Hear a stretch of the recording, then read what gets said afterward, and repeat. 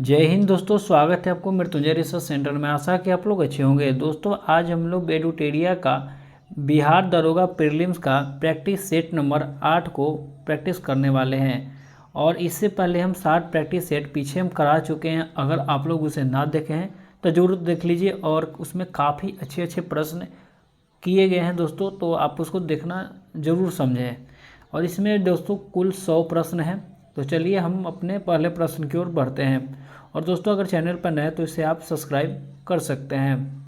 ठीक है, पहले प्रश्न की ओर बढ़ते हैं। प्रश्न संख्या पहला है कि निम्नलिखित में से भारतीय संविधान का कौन सा अनुच्छेद आकस्मिक निधि से संबंधित है। तो बात करें आकस्मिक निधि से तो ये अनुच्छेद 267 हो जाएगा। ऑप्शन सी इसका राइट आंसर है। प्रश्न संख्या 2 है कि निम्नलिखित में से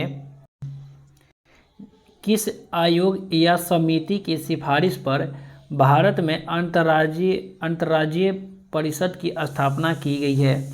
तो इसका राइट आंसर ऑप्शन डी हो जाएगा, सरकारिया समिति। और ये 1990 में सरकारिया समिति की स्थापना हुई थी, 1990।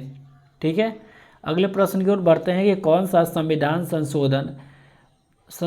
संशोधन अधिनियम द्वारा मतदान की आयु 21 वर्ष से घटाकर 18 वर्ष किया गया था। तो इसका राइट आंसर की बात करें तो ऑप्शन सी हो जाएगा। 61वां संविधान संशोधन के तहत ये 1989 में हुआ था। 4 नंबर प्रश्न है कि निम्नलिखित में से कौन सा शब्द भारतीय संविधान के प्रस्तावना में उल्लेखित नहीं है। तो संघीय जो हो जाएगा दोस्तों, ऑप्शन डी जो है ये भारतीय संविधान के प्रस्तावना में उल्लेखित नहीं है। ठीक है, ऑप्शन डी इसका राइट आंसर हो जाएगा। अगले प्रश्न की ओर बढ़ते हैं कि भारतीय संविधान के अंतर्गत निम्नलिखित में से कौन सा मौलिक कर्तव्य नहीं है। तो मौलिक कर्तव्य नहीं है ये बताना है। तो आम चुनाव में मतदान ये एक कानून संवैधानिक मत है। ऑप्शन डी इसका राइट आंसर हो जाएगा, वैधानिक मत। ठीक है, ऑप्शन डी। प्रश्न संख्या 6 है कि लोक लेखा समिति समीक्षा करती है। तो किसकी समीक्षा करती है ये बताना है। तो नियंत्रक व महालेखक परीक्षक की प्रतिवेदन की। ऑप्शन ए इसका राइट आंसर हो जाएगा। प्रश्न संख्या 7 देखते हैं कि नीचे दिए गए तथ्यों पर ध्यान दीजिए। तो ध्यान देते हैं दोस्तों कि भारत के प्रथम मुख्य चुनाव आयुक्त सुकुमार सेन थे, जो कि बिल्कुल ये सही बोला गया है। अगला है कि भारत की पहली महिला मुख्य चुनाव आयुक्त वी.एस. रम्मा देवी है, जो कि बिल्कुल सही है। ऑप्शन ए और दो दोनों बिल्कुल सही। ऑप्शन सी इसका राइट आंसर हो जाएगा। प्रश्न संख्या 8 देखते हैं कि निम्नलिखित में से किस राज्य में विधान परिषद नहीं है। तो बात करें विधान परिषद तो भारत में कुल 6 राज्य में विधान परिषद है। उत्तर प्रदेश, बिहार, आंध्र प्रदेश, तेलंगाना, कर्नाटक और महाराष्ट्र। ठीक है, लेकिन यहाँ पर तमिलनाडु दिया है दोस्तों। ऑप्शन डी है, बी है इसका राइट आंसर हो जाएगा। तमिलनाडु में नहीं है। अगले प्रश्न की ओर बढ़ते हैं। अगला प्रश्न है कि निम्नलिखित में से कौन हिंदुस्तान रिपब्लिक एसोसिएशन के संस्थापक सदस्य में से एक थे। संस्थापक सदस्य में से एक थे तो राम प्रसाद बिस्मिल हो जाएगा। ऑप्शन ए इसका राइट आंसर हो जाएगा। प्रश्न संख्या 10 देखते हैं कि भारत में पुर्तगाली शक्ति का वास्तविक संस्थापक कौन है। तो पुर्तगाली शक्ति का वास्तविक संस्थापक दोस्तों अल्बुकर्क हो जाता है। Option B. इसने 1510 में बीजापुर के शासक आदिल शाही सुल्तान से गोवा को जीता था। ठीक है, ये भी आप लोग याद रख सकते हैं। प्रश्न संख्या 11 है कि ब्रिटिश भारतीय राज्य के अंतर्गत प्रमुख विस्तार हुआ था। तो कब तक हुआ था। तो ये डफरिन के समय तक हुआ था। 1885 में जब आंग्ल बर्मा युद्ध, तृतीय आंग्ल बर्मा युद्ध जो हुआ था तब तक हुआ था, यानी कि डफरिन तक। ऑप्शन ए इसका राइट आंसर हो जाएगा। प्रश्न संख्या 12 एक 1857 के इलाहाबाद क्रांति का नेतृत्व, इलाहाबाद विद्रोह के नेता निम्नलिखित में से कौन थे, यानी कि इलाहाबाद से कौन नेतृत्व किए, तो ये बताना है। तो मौलवी लियाकत अली हो जाएंगे। ऑप्शन सी इसका राइट आंसर हो जाएगा, इलाहाबाद से। 13 नंबर प्रश्न है कि निम्नलिखित में से किस सत्याग्रह आंदोलन में गांधी जी ने प्रत्यक्ष रूप से भाग नहीं लिया था। तो वाइकोम सत्याग्रह दोस्तों ऑप्शन सी इसका राइट आंसर हो जाएगा, वाइकोम सत्याग्रह। अगले प्रश्न की ओर बढ़ते हैं और अगला प्रश्न है कि 14 नंबर प्रश्न है कि संविधान 14 नंबर प्रश्न है कि एक मिनट,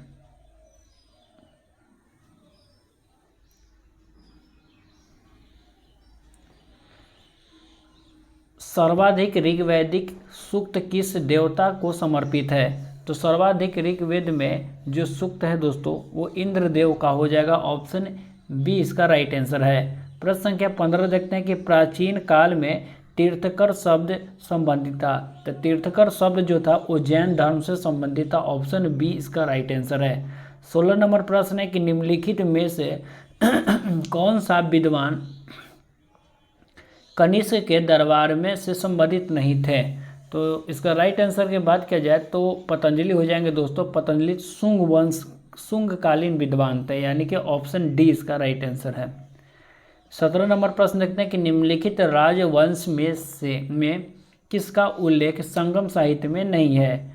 तो कदम का हो जाएगा दोस्तों, ऑप्शन ए हो जाएगा। चेर, चोर और पांड्य इन तीनों का वर्णन है।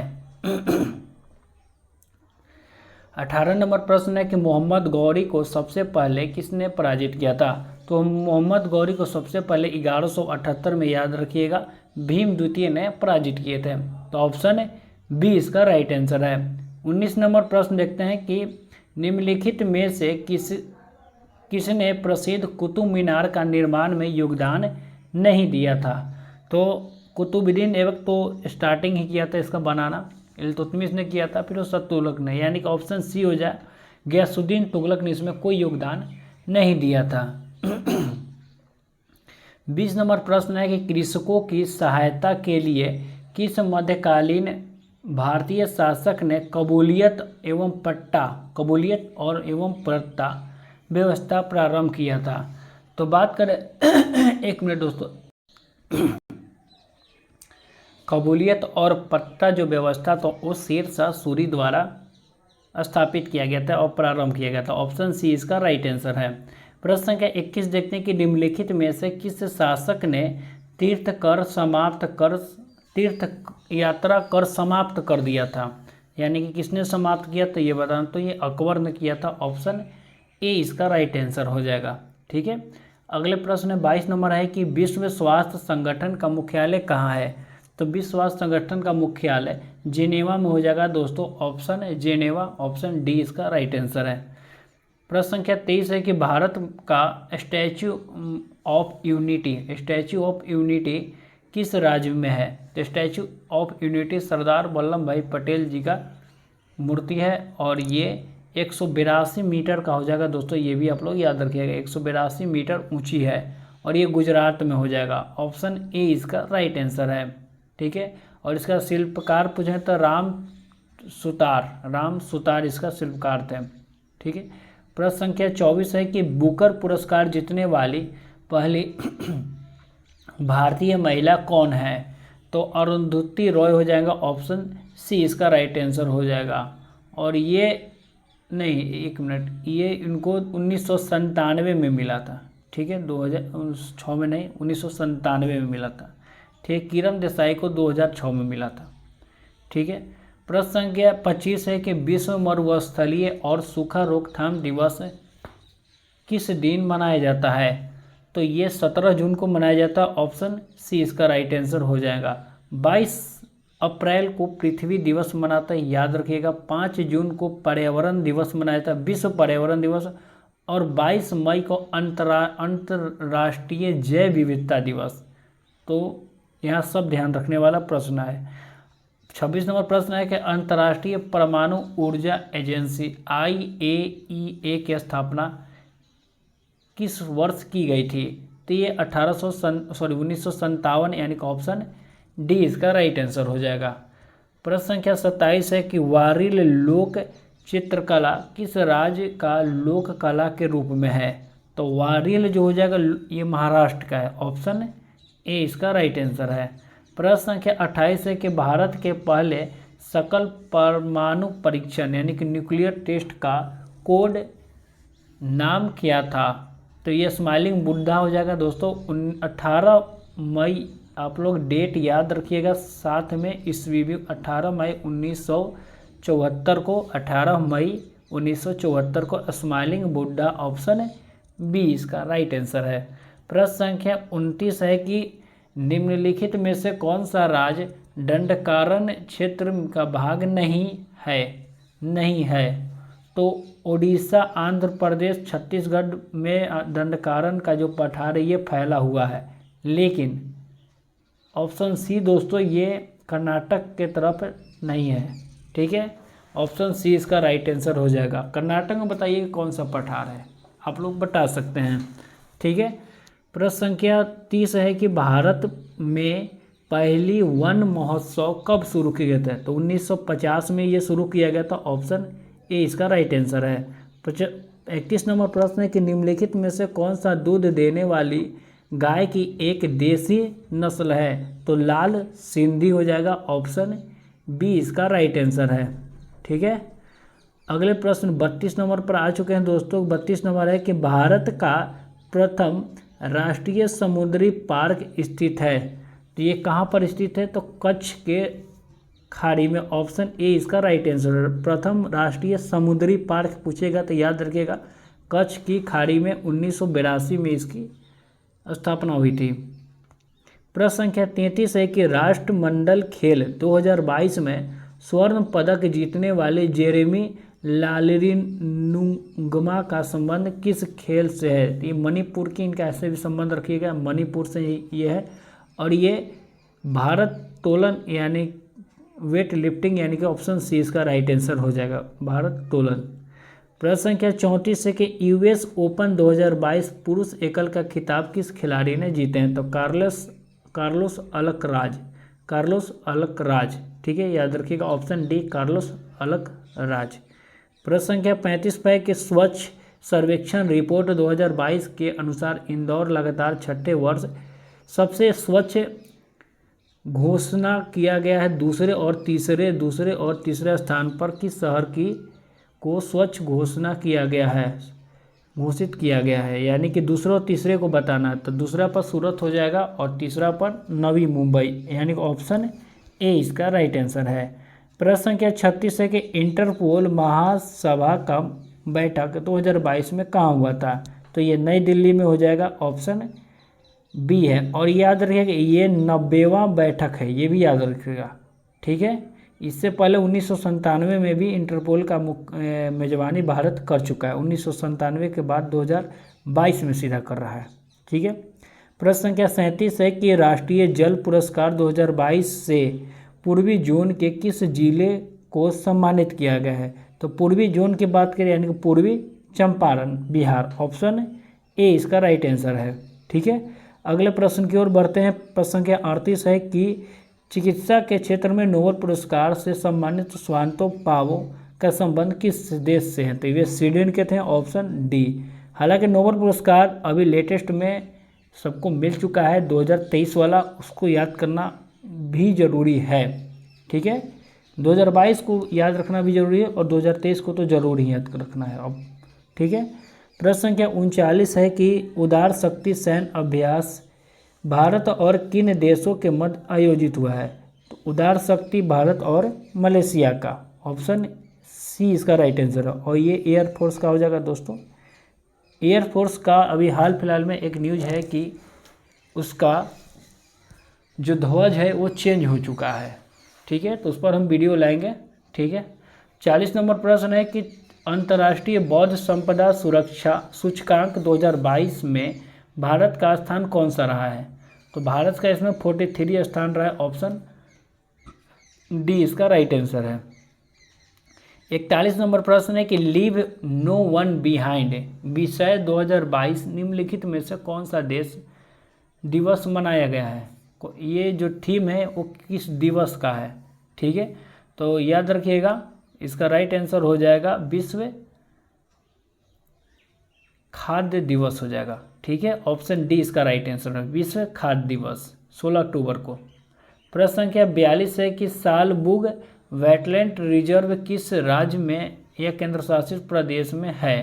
तो ये जम्मू कश्मीर में हो जाएगा। ऑप्शन सी इसका राइट आंसर है, जम्मू कश्मीर। अगले प्रश्न की ओर बढ़ते हैं। 43 नंबर की, भारत सरकार ने 200 करोड़ वैक्सीन का डोज लक्ष्य प्राप्त किया है, तो ये कब पूरा हुआ है ये बताना है।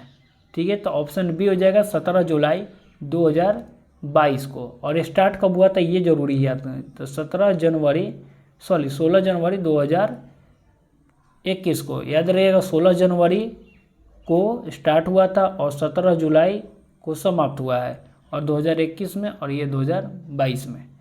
प्रश्न संख्या 44 है कि वित्त वर्ष 2022-23 में कितने रोपवे परियोजना की शुरुआत करने की घोषणा की गई है, तो ये कुल 8 रोपवे की घोषणा किया गया था। ठीक है, ऑप्शन इसका बी हो जाएगा, और ये 60 किलोमीटर इसका दूरी बताया गया था।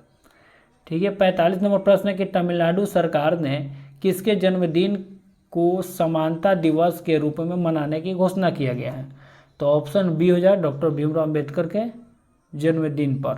ठीक है, प्रश्न संख्या 46 है कि 23वां एससीओ शिखर सम्मेलन की मेजबानी वर्ष 2023 में किस देश द्वारा किया गया है, तो इसका राइट आंसर की बात करें तो ऑप्शन सी हो जाएगा, भारत। ठीक है, इसमें कुल 9 देश हैं, ये भी आप लोग याद रख सकते हैं। प्रश्न संख्या 47 है कि युवा 2.0 योजना की शुरुआत किस मंत्रालय द्वारा किया गया है, तो ये शिक्षा मंत्रालय के द्वारा। ऑप्शन ए इसका राइट आंसर है। प्रश्न संख्या 48 है कि द इंडिया स्टोरी पुस्तक का लेखक कौन है, तो द इंडिया स्टोरी पुस्तक का लेखक बिमल जलाल हो जाएंगे जलान, ऑप्शन सी बिमल जलान। प्रश्न संख्या 49 है कि भारत में खारे पानी से जलने वाले लालटेन का शुभारंभ किया गया है, तो इसका नाम क्या है, तो इसका नाम रोशनी हो जाएगा, याद रखिएगा। भारत में खारे पानी से जलने वाली लालटेन का शुभारंभ हो गया है और इसका नाम रोशनी है। इंपॉर्टेंट प्रश्न में आ जाता है। प्रश्न संख्या 50 पर आ चुके हैं दोस्तों। निम्नलिखित में से किसके उत्पादन में ओडिशा का स्थान प्रथम नहीं है, प्रथम नहीं है ये पूछा गया, तो कोयला का उत्पादन में नहीं है। ठीक है, बाकी सब में बॉक्साइट, लौहस, क्रोमियम, ये सब में प्रथम स्थान पर। कोयला में झारखंड आ जाता है। ठीक है, 51 नंबर प्रश्न है कि वन रिपोर्ट 2021 के अनुसार भारत में वृक्षावरण प्रतिशत कितनी है, तो ये ऑप्शन सी हो जाएगा, 2.91%। प्रश्न संख्या 52 है कि सुभाष चंद्र बोस आपदा प्रबंधन पुरस्कार 2022 हेतु व्यक्तिगत श्रेणी में किसे चुना गया है, तो ये विनोद वर्मा को हो जाएगा, ऑप्शन बी इसका राइट आंसर है। 53 नंबर प्रश्न है कि हाल ही में जारी रिपोर्ट के अनुसार बिहार में गरीबी प्रतिशत क्या है, तो बिहार में जो गरीबी प्रतिशत वो 51.91% है, ऑप्शन बी इसका राइट आंसर है। प्रश्न संख्या 53 पर देखते हैं, 54 देखते हैं कि आईसीसी T20 वर्ल्ड कप 2022 का विजेता कौन देश है, तो इंग्लैंड इसका विजेता था दोस्तों, ऑप्शन सी इसका राइट आंसर है, इंग्लैंड। ठीक है, फाइनल पाकिस्तान में इसमें हार गया था।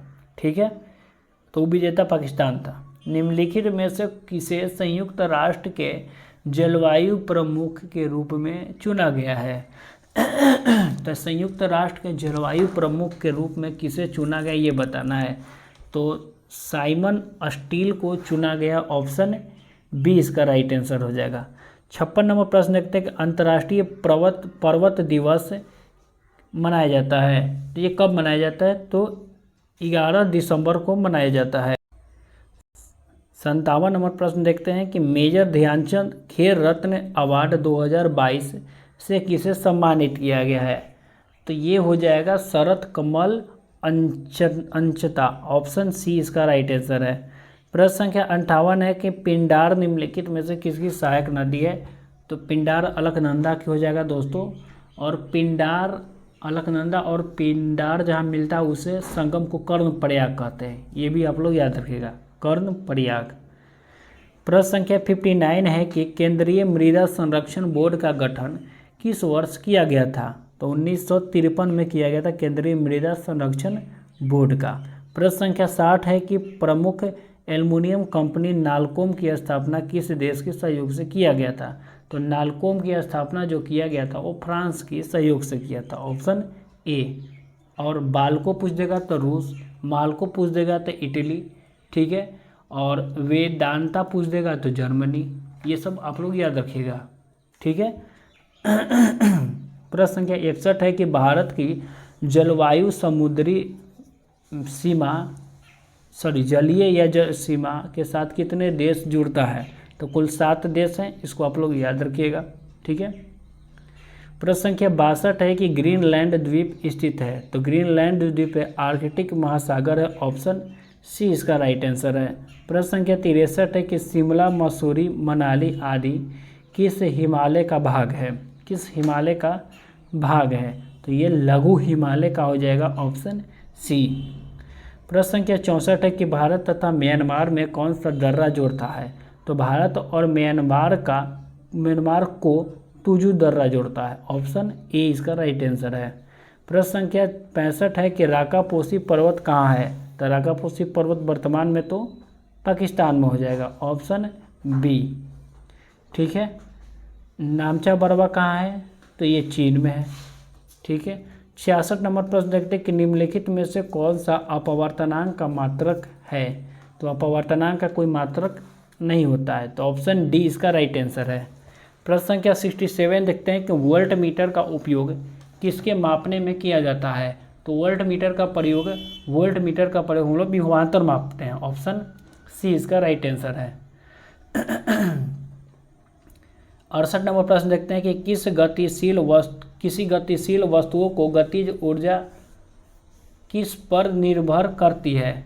तो गतिज ऊर्जा का हाफ mv² यही तो होता है, यानी कि मास और वेलोसिटी, ऑप्शन ए इसका राइट आंसर हो जाएगा, ठीक है। प्रश्न संख्या 69 देखते हैं कि न्यूटन के गति का प्रथम नियम को अन्य किस नियम से जाना जाता है? तो ये जड़त्व का नियम हो जाएगा, ऑप्शन डी। प्रश्न संख्या 70 है कि गुरुत्वाकर्षण त्वरण जी का मान निम्नलिखित में से किस पर निर्भर नहीं करता है? किस पर निर्भर नहीं करता है? तो वस्तु के द्रव्यमान पर यह निर्भर नहीं करता है, ऑप्शन डी इसका राइट आंसर हो जाएगा। 71 नंबर प्रश्न है कि यदि एक तरंग यानी कि वेव की आवृत्ति फ्रीक्वेंसी बढ़ती है तो इसका तरंगदैर्घ्य पर क्या प्रभाव पड़ेगा? तो अगर इसका आवृत्ति बढ़ेगी तो तरंगदैर्घ्य घटेगा, तो ऑप्शन बी इसका राइट आंसर है। प्रश्न संख्या 72 देखते हैं कि किसी दर्पण का वक्रता की फोकस दूरी तथा त्रिज्या के बीच का संबंध क्या है? तो ये r = 2f हो जाएगा, ऑप्शन बी। प्रश्न संख्या 73 है कि किसी माध्यम में प्रकाश किरणों का झुकाव क्या कहलाता है? तो ये अपवर्तन कहलाता है दोस्तों, ऑप्शन सी इसका राइट आंसर है। प्रश्न संख्या 74 देखते हैं कि प्रतिरोधकता के व्युत्क्रम को क्या कहा जाता है? तो प्रतिरोधकता के व्युत्क्रम को हम लोग चालकता कहते हैं, ऑप्शन ए इसका राइट आंसर है। 75 नंबर प्रश्न देखते हैं कि किस वैज्ञानिक ने यह सुझाव दिया था कि तत्वों के प्रतीकों को तत्व के नाम के 1 या 2 अक्षर से बनाया जा सकता है? तो ये बर्जिलियस ने बोले थे दोस्तों, ऑप्शन ए इसका राइट आंसर है। प्रश्न संख्या 76 देखते हैं कि किसी परमाणु के नाभिक में मौजूद प्रोटॉन और न्यूट्रॉन की कुल संख्या को किस रूप में जाना जाता है? तो ये द्रव्यमान संख्या को दोस्तों, ऑप्शन सी इसका राइट आंसर है, द्रव्यमान संख्या। प्रश्न संख्या 77 देखते हैं कि ग्रेफाइट परमाणु में संयोजी इलेक्ट्रॉन की संख्या कितनी होती है? तो ग्रेफाइट परमाणु में संयोजी इलेक्ट्रॉन की संख्या 4 होती है, ऑप्शन सी इसका राइट आंसर हो जाएगा। 78 नंबर प्रश्न है कि विसरण के संबंध में निम्नलिखित में से कौन सा कथन सत्य नहीं है? नहीं वाला का ढूंढना है दोस्तों।